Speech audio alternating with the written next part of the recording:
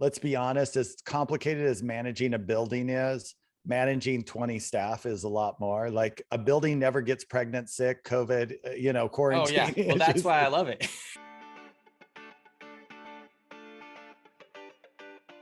Hello, ladies and gentlemen. Welcome back to Commercial Real Estate Secrets. I am excited to have a repeat guest on the show today, Emmet Scott. And Emmet is the CEO of Community Dental Partners, which supports 70 locations throughout Texas. And he's also the host of DSO Secrets podcast. He's partners of the Dental Entrepreneur Organization known as the DEO. And he was elected president of the ADSO back in 2020. So he's got a full plate. Emmet, it's a pleasure to have you back on the show. Thank you. Yeah, I am fully in dental. It's crazy to think that this all started because my best friend from the age of 2 said he wanted to open a dental practice. And now, I'm in with DEO and ADSO. I mean, it's awesome. I love this industry and I love what we're bringing to the marketplace. Healthcare is so complex. I mean, when you look at different industries, and I appreciate our real estate friends out there, but let's be honest, as complicated as managing a building is, managing 20 staff is a lot more. Like a building never gets pregnant, sick, COVID, quarantine. Oh yeah. Well, that's why I love it. Right, exactly. So the complexity, within healthcare. And then I always say, even other service industries who say, well, we have a lot of humans too. Yeah, but our product is also a human, right? Yeah. Like we're people's just lives are on glutton the for lines. punishment, so it's a lot of complexity. I mean, healthcare is just so complicated, right? Like people's lives are on the lines, or their health are on the lines, or their smile is on the line. I mean, it affects everything. It's not just like, oh, my pizza didn't taste good, right? And so there's a lot at stakes. Yeah, I mean, it's nice to be Zappos and say, oh man, we're amazing because we take free returns. A dentist can't be like, yeah, sorry, I removed all the wrong teeth. I mean, it's like, let me return that for you. So yeah, there's just so much more complexity. And, we see this on the labor side too. Dentistry especially sits in this weird place where it's retail requirements, right? Like we're seeing more and more, the customers want you open longer. They want more convenience. They want you in retail level space. I don't think they even really want to go over into a healthcare environment. They kind of want that convenience factor of you're right next to other retail, but your staff has to, can't be just a bunch of teenagers that you're grabbing. And I've got a couple sons working at Chick-fil-A. Oh, yeah. And it's nice, they get them up and going within, a few hours, right? And it doesn't work that way in healthcare. There's a lot more compliance and complexity that has to be figured out. So. Yeah. It's not like scaling a regular business where you can self-train, right? Like you have to have associates, you have to have doctors, you have to have hygienists, and these people need like very special, intricate training in order to be legally allowed to work at these practices. So yeah, that acts as a huge bottleneck compared to any other business that's non-healthcare, really. Yeah. And I look at those different components and those constraints. I'll just throw out there one of my favorite books. It's an oldie. It's called The Goal. It's by Eli Goldratt, and it's all about constraints. And, it's one of those great ones where they made it into like this fictional story, but it teaches you all these great principles and so forth. So if you haven't read that, it's one that just applies to 1,000 things of life because it's about identifying the key constraint. I think there's other good books that have come out called like The One Thing, or, those kind of, where is it where I need to put my energy and focus? And I think even though the book is written around kind of factory constraints, I think within healthcare, we're constantly looking and saying, where is the key constraint? So if the key constraint is around this training and regulatory component, then you put resources there, and then that becomes a competitive advantage, right? And yeah, one question that I never asked you on the last show is, do you think that it's been difficult not being a dentist, in this industry to try and create momentum and headway? Well, I think there's yes and no. So the yes part is I am very reliant. And so this is maybe where it's also hasn't been too hard, is I'm very reliant on my dentist relationships to make sure that all the clinical clarity, clinical vision, clinical requirements are all driven through them. And so I think because I've taken that approach and I've truly just sat in what I call the DSO box of dental support organization, then that's a place I can really play. I think where it's given me an advantage is that I'm not burdened with well, maybe I should just jump in next to the chair and start getting work done. Like I don't have that ability to solve problems with my hands. So I have to constantly think about the proper way to scale this and truly support the clinicians. So I only have to really wear one hat, which, for clinicians, I think moving from clinician to entrepreneur and then up to executive, which Austin, I didn't mention this before the show, but I actually have DSO Secrets book coming out here in nice. November. Yeah.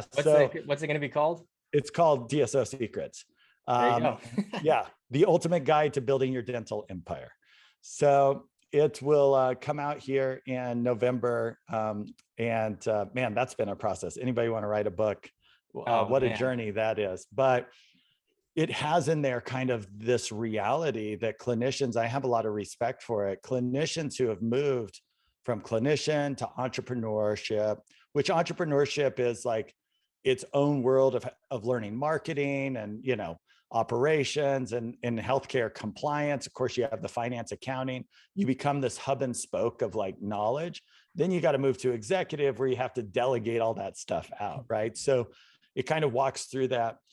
I think I had the advantage of, I was already starting from entrepreneur and I was coaching in my former life on how to move from entrepreneur to executive.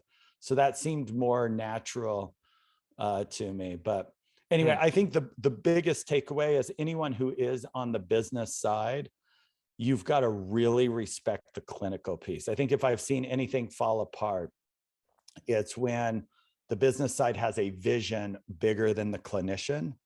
It doesn't work.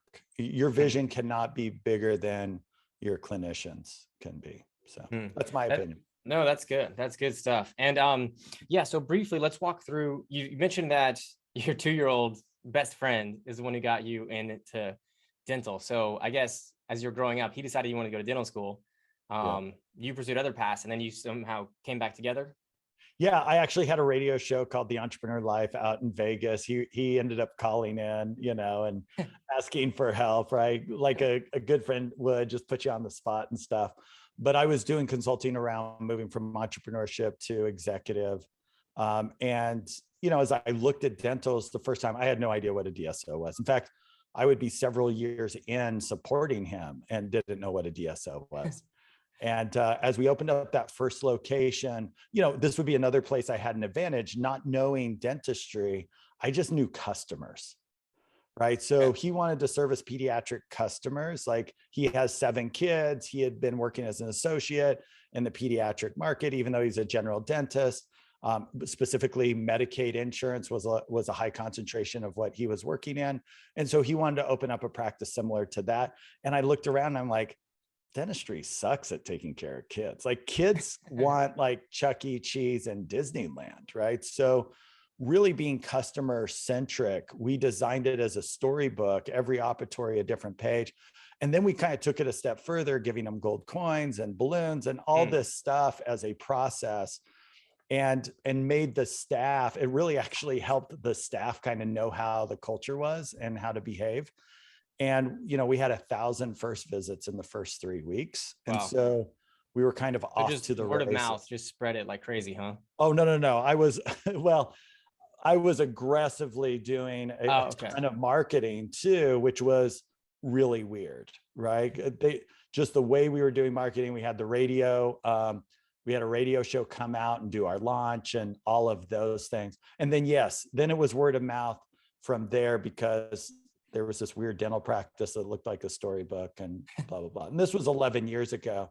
I think you're seeing some more of that model as this industry gets more educated on who the boss really is.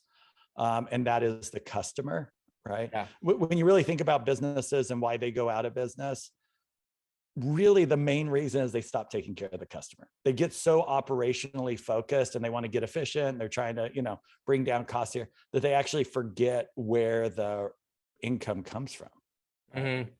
Yeah, I think one of the problems as you're scaling up as a business is you forget the things that you did to get where you are. So it's like you think that leveling up and scaling up means you change everything, but it doesn't mean that you change everything. It means that you add on, and that's why it gets more complicated. But if you don't have people that have a focus on those, tenets, those core tenets that got you there, then you're just building a house of cards.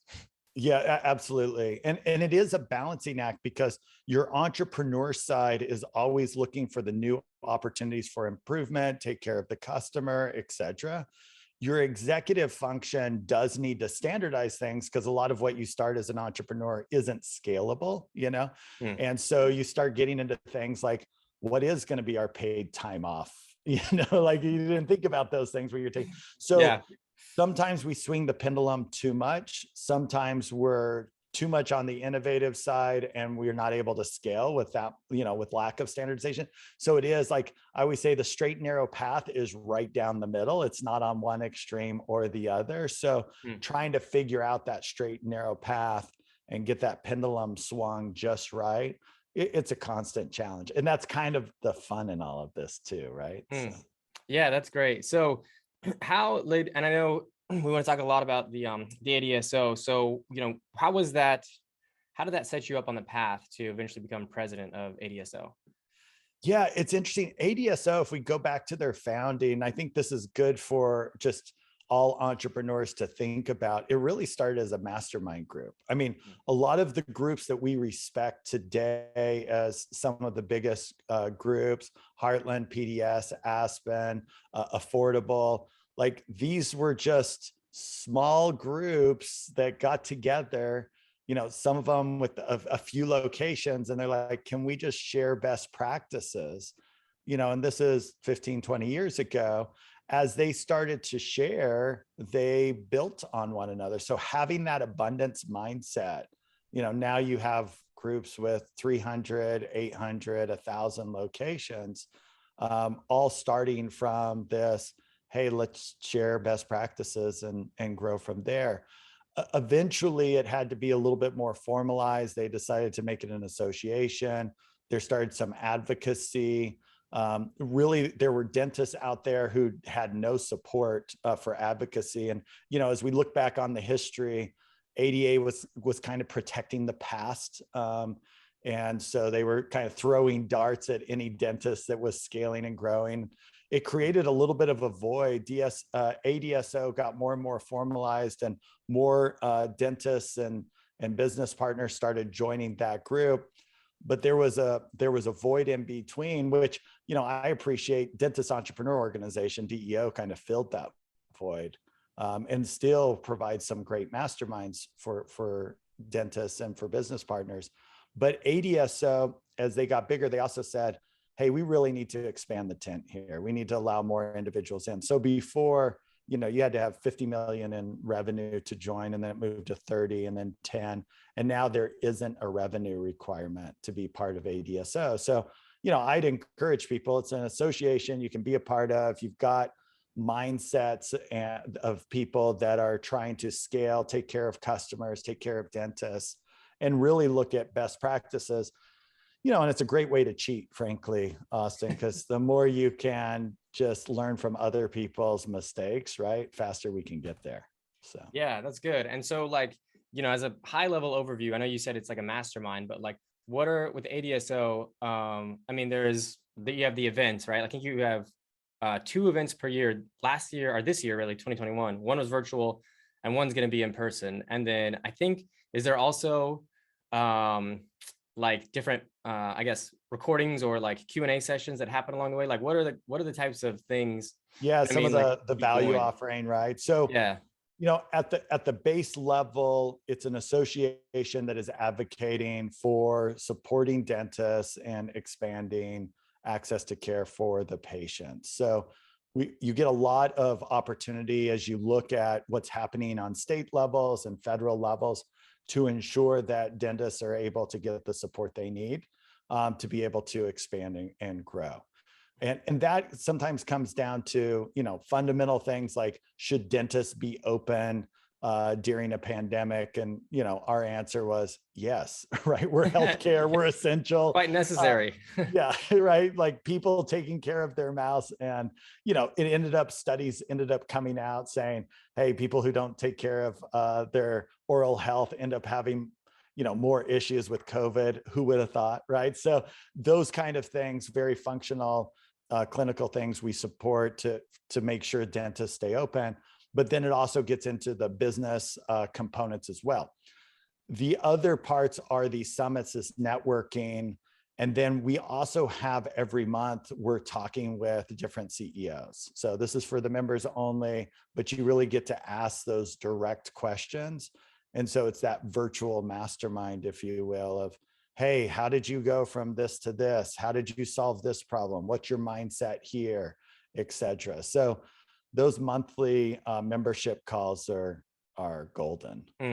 Yeah, I like that. And I think that helps everybody in any industry, regardless of whether or not you're healthcare. Well, and it's funny. One of the larger CEOs once said, well, we're still not competitors yet, so let's keep sharing. And I love the mindset, because when you look at dentistry, we have what marketers would say is 40% penetration rate, or another way we just say is 40% of Americans go to the dentist on a regular basis. Wow. 60% of the market's like unaddressed. Yeah. Right? So when you compare that to cell phones, which has a 120% penetration rate, which we probably won't get to, where people go like more often than they need to, right? People have 2 cell phones. But if we could go from 40% to 80%, we double the entire industry, right? So when you start thinking about that, we're not competing against each other at this point. We're just trying to address the market need. And frankly, what we're competing against, Austin, is like everything else people can spend their time, money, and concentration on, right? It's like Netflix of, hey, let's watch the next show, let's watch the next show, or Candy Crush, or, just everything else people want to spend their time and energy rather than taking care of their oral health. Like that's where we really need to step up. Yeah, that makes sense, because collectively, if you can develop best practices to increase the penetration, now you're fishing in the blue ocean where it's wide open. And you'll have a lot. It's just funny how that abundance mindset versus the scarcity mindset, Tony Robbins talks a lot about it, who I'm a big fan of, but it just changes you so much, right? And it's like there's just certain people that you talk to and you get the vibe like, oh, like they have a very scarcity mindset, like they're very worried about talking openly or sharing things or whatever. Like they think the pie is this big and they can only give so parts away, but they don't realize like, hey, as you share and as you're generous with your time and what what you can offer, the pie gets bigger and bigger and bigger. And so not only does it actually help you make more money and grow, but it also puts you in a better place mentally. Like just the amount of, it lowers your stress levels. I mean, you have a positive outlook on life. You're hopeful about the future. And so deciding to look at things as the glass is, half full instead of half empty, I think has benefits on not only your pocketbook, but your health as well. Yeah, I noticed that some people have got locked in a mindset that their identity is only defined by having a them or an enemy out there. Like there's them and us, them and us. You see this obviously on politics and so forth, constantly defining a them and then an us. And I think that there is a lot of peace in just defining a big us, right? Like we're a big hodgepodge of us that needs to be figured out, but it does open up on the business side. Like, let me give you one that I see a lot of dentists getting caught up on right now: direct to consumer products in dentistry, right? Lots of fear around that. We'll just call one out: Smile Direct Club. Okay. So let's take on ortho. Ortho right now, its penetration rate is less than 1%, meaning people who need orthodontics, right? Less than 1% are getting it. Really? The problem is not the products, right? The problem is we're doing a terrible job marketing. So the more that we can do marketing and get people to spend their money there. One thing I know about ortho that I've learned is that consumers actually like ortho. It's like the one product in dentistry. No one's like tells their friends, guess what I'm doing today? I'm going to go get that root canal I've always wanted, right? But I just got a picture from my daughter. She just got, her top braces on and, she's kind of excited, right? So it's the one product that we can kind of lead with. Of course, for her to get those braces on, she had a tooth that was out of whack. She had to go to the oral surgeon. She had to get her cleaning up to par, like all these things had to happen for that to happen. And I just think there's so much more work we could be doing on our mindset there, to maybe drive more ortho to get, other oral health happening in the marketplace. Yeah, I agree. And that's a great perspective. And so I want to talk about the problem of inflation, which is a hot topic right now. And so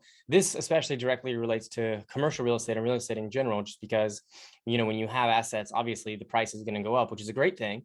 But the downside of that is as the cost of materials goes up, which we are seeing those stabilize or come down, but they're still higher than they were 2 years ago. And the cost of labor has gone up, and it looks like it'll continue to go up. And so those types of things create problems, not only in how much you have to pay if you want to buy real estate, but if you're going to rent it, your cost per square foot goes up. And then everything from a hiring level from the employees that you have. So are you guys, I know you're talking about this, what types of things are you seeing, and how are you addressing these issues? Yeah, this is going to be a huge challenge going forward for healthcare generally. And let me kind of walk through the basics. So let's talk about a profit and loss statement, a P&L. You've got revenue, you've got expenses, and that creates your net income, which, what's your margin, right? Is there profit to open new locations, to bonus people, to grow, et cetera, right? Profit has real benefits that allow for expansion of healthcare. So if the expense side is going to increase, if we're going to put $7 trillion into the marketplace, right, to solve for the pandemic, we're going to create inflation. And people are going to then want because they're getting stimulus, because they have more money, because the cost of things are moving up. Now they need more dollars, right? So, okay, that part of your P&L, labor, which is the biggest part of our entire, I see dentists like really focus on supply costs, which is good, but really the labor cost is the biggest part. Yes. So if that grows, then I'm going to squeeze the margin. If real estate costs grow, which they are, I'm going to squeeze the margin in even more. And I might create a point where it just doesn't make sense. So how do you solve for this? If there's no profit, there's too much effort. We talked about all the complexity and work and everything. If there's no profit, if there's no ability to bonus, the owners, the team, if there's no ability to expand and grow, then people will start opting out, or they have to solve it in some way. So one of the things that we're seeing is more focus on technology. How do I make my team more efficient so I can pay the people that I need as much as possible, but then they're going to have to be able to solve more problems, or I'm going to have to automate some of the other complexities within healthcare. So I think you're going to see a lot more, and I'm seeing a lot more refocus on where does technology need to step up. I've been working with a company called Tab 32 on their cloud-based solution. Like, I've been waiting for cloud to get there. I'm hoping that Tab 32 gets it solved. But it's been a challenge. We've been on Open Dental, and we've got, I don't know how many, 12, 15 programmers constantly building automated solutions for us, et cetera. So this is something that every large DSO is constantly addressing. We're just going to have to double our efforts in order to make things as efficient as possible. And those two companies are programs that you mentioned. Is that, like, when you say leveraging technology, what's the goal there? Are you talking about like servicing people from home, or using AI, or what exactly?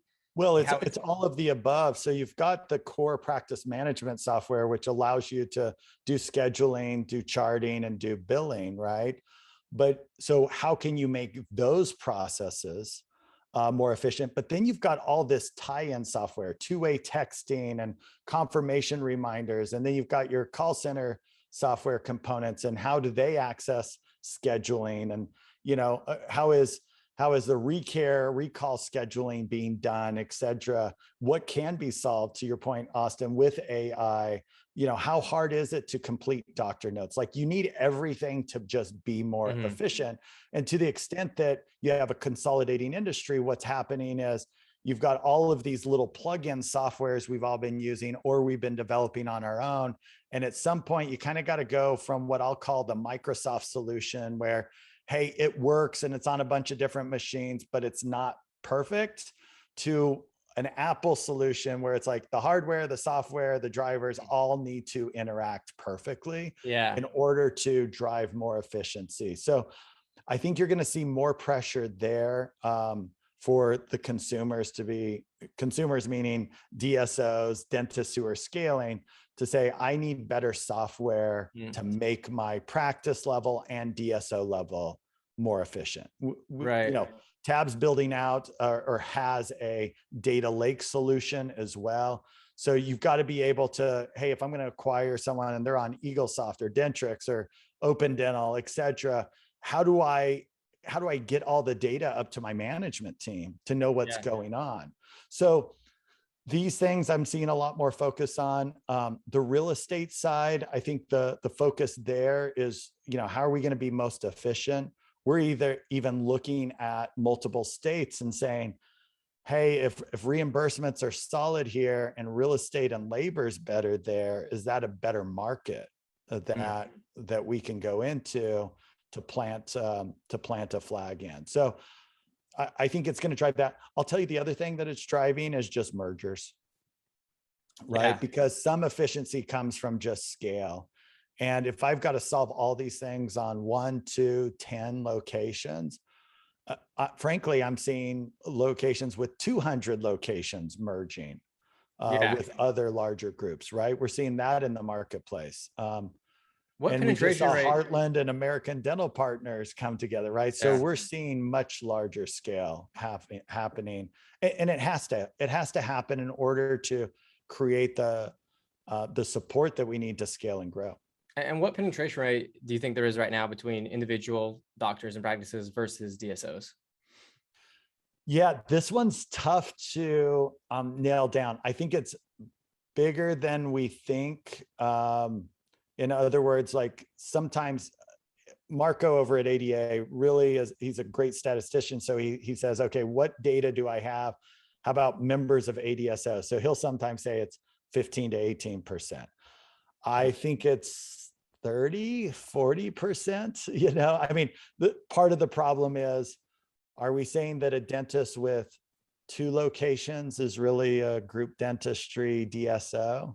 Or are we saying they have to have all their paperwork formalized in such a way, or they have to have a call center? What is it that truly makes someone a DSO? I argue that the moment a dentist hires an associate, they're a DSO, right? Because that associate expects you to support them. That associate isn't planning on taking care of the front desk. They're not planning on coming up with the marketing strategy. They don't want to do IT, right? Isn't that what DSOs are saying they're providing the support and autonomy for? So that associate just wants to focus on the clinical side.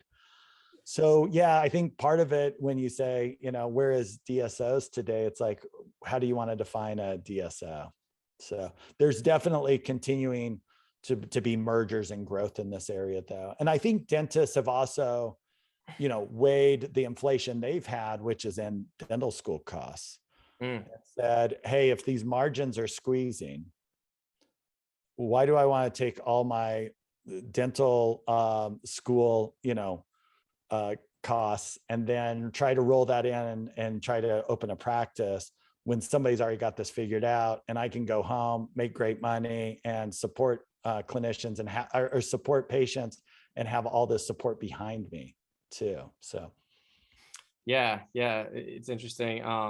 So only 30% of the dentists are consolidated right now, give or take. So what do you think the writing on the wall is, or do you think there's writing on the wall for the individual dentists? Like, do you think that they'll be able to essentially keep going because, they are like the self-employed, right? Like they're part of their income as a business is what they generate directly? Or do you think that it's going in a way that eventually almost everybody is going to have to kind of join a group if they want to really stay profitable? Let me use a different paradigm. Okay. I think that it's going in such a way that you have to take care of the customer better than you have in the past. Right? Like, let's think about the 80s where a dentist could be open 3 days a week from 10 till 3 o'clock or whatever, right? none of us would argue that that's taking care of the customer. So I don't know that it's going to be about an individual dentist not being able to open a dental practice. I think that that opportunity will always exist. Why? Because I look at other consolidating markets. Let's take one that's been consolidated for quite a long time, banks.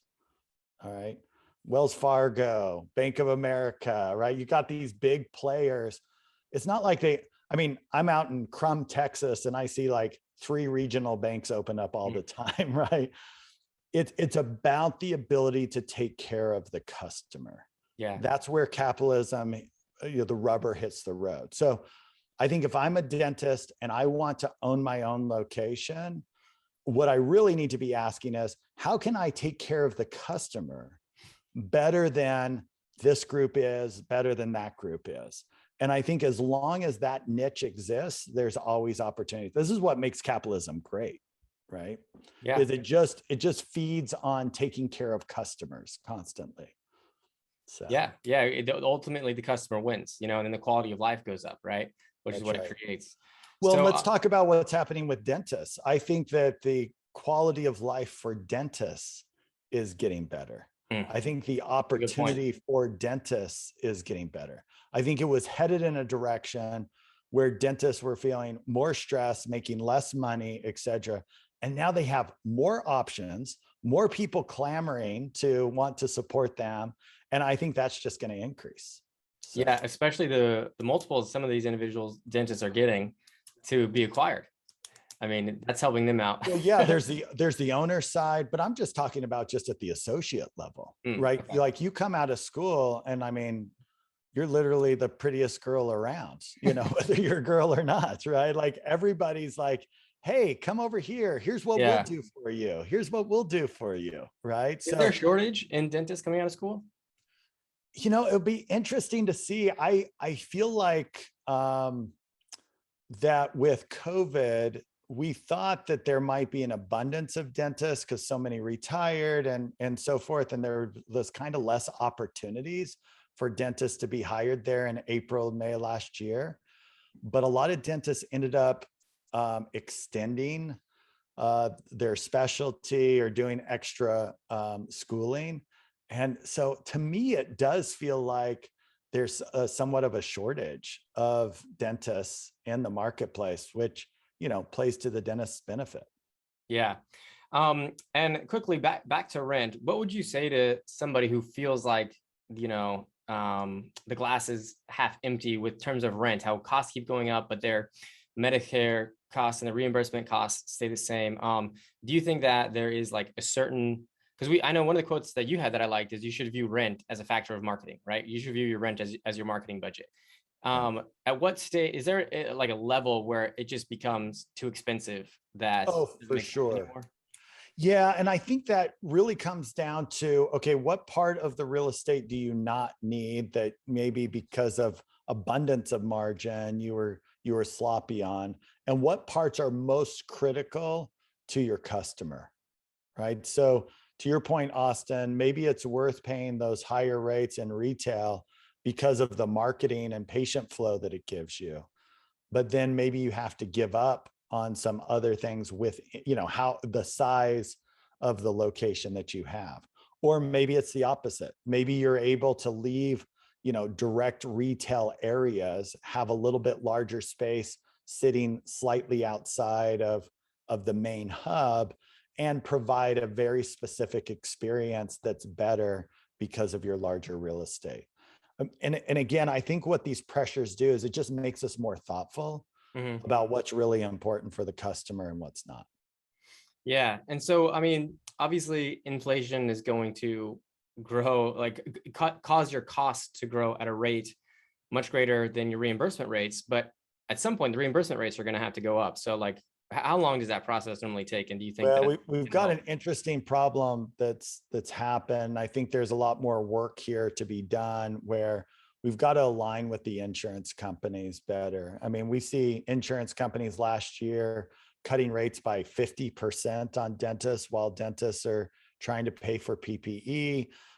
Insurance companies fighting dentists who tried to get reimbursed for PPE, even going as far as telling dentists that they couldn't even charge their customers for PPE. So like the insurance company wasn't going to pay for it, and they wouldn't let the dentist, and they even sued dentists who tried to charge for the extra costs. That's misalignment, right? Like you're going to drive a provider out of business if you take that mindset. So we've got to get better alignment with, hey, we have this inflation coming. What is the domino effect of this? Because the revenue's got to match. Otherwise, you're going to see dentists just pulling out of the marketplace. Where it ultimately, hits is now you've got a shortage of opportunities and access for patients. So yeah, and so like, I mean, what's obviously insurance companies are trying to be profitable too, but like, is there something going on there that's causing them to, they're feeling pressure that they have to squeeze things out? Or do you think there's room for them to, in their current business models to have more reimbursements, like higher reimbursements? Absolutely, there's room there. Part of what they have to push on is a lot of them have very old legacy systems and processes, right? And one of the things that capitalism does is when there is pressure on margin, we innovate. Insurance companies sometimes can avoid the pressure on their margin by just, either not paying for certain things, right? This is what insurance companies are famous for. I'm going to cut your benefit, or not making the investments that they need to make. And I think from a technology process, et cetera, they've just got a lot of fat in the system that's got to get cleaned up. There's got to be investments made on their side, and they've got to increase they've got to take care of the provider ultimately. If that doesn't happen, the misalignment will be such that really hurt the industry. Yeah, that's a good point. Well, I think there's some good advocacy work that we need to be doing both at ADSO and ADA to be aligned to ensure that the insurance companies' best interests are aligned with the patient's best interest, because I think that misalignment causes big problems. Okay. And then lastly, I wanted to talk about the consolidations and how that could potentially lead to going public. Do you see that in the near horizon? Yeah, I do see that happen. It's just a natural, I don't have any inside scoop, so to speak, but I see that as just a natural progress. Financing, let's take this even like way lower, Austin. Financing is its own beast. Any healthcare provider out there who's trying to do financing, we'll go back to our Bank of America and Zion's example. We kind of think of them as like unlimited capital, but depending on the niche markets, they have very limited capital, actually. I mean, any dentist who got their first loan from a Wells Fargo found that their second, third, or fourth was nowhere to be seen. And this can be very confusing. So there's different markets for funding different accesses of growth, right? So you see dentists who, maybe they're going to a mezz debt lender next, or they're going to private equity, or they're going to the public markets, right? So it's just a matter of continuing to look for where is that financing scale going to allow the doctors and team to be able to fulfill their vision and mission of bringing more patient access. So I think at the scale that a lot of these dental groups have gotten to, they're going to need financing from the public markets.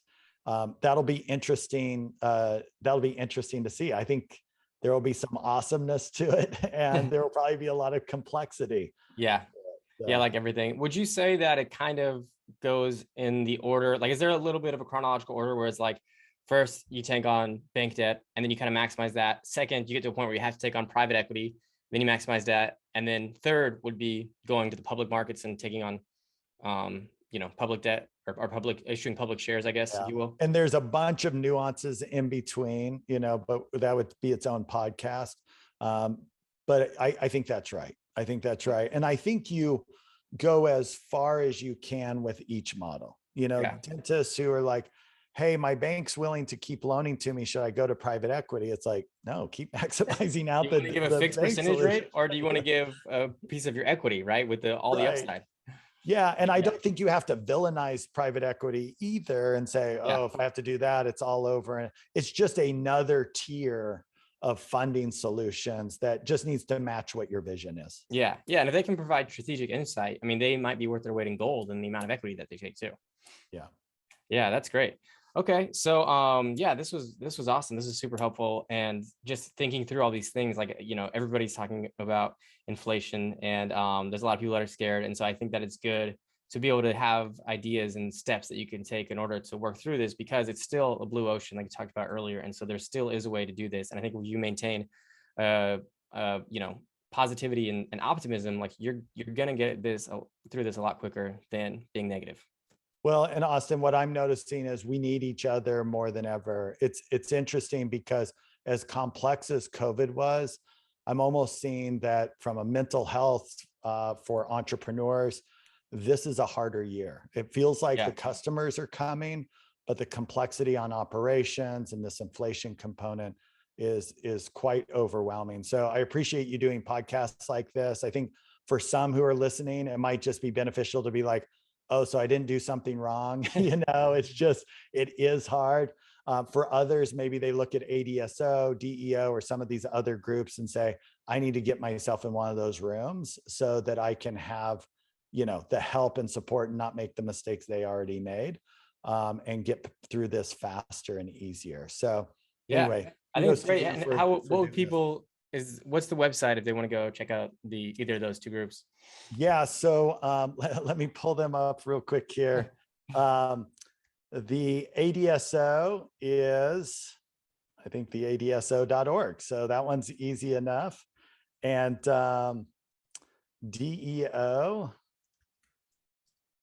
is DEOdentalgroup.com. Okay.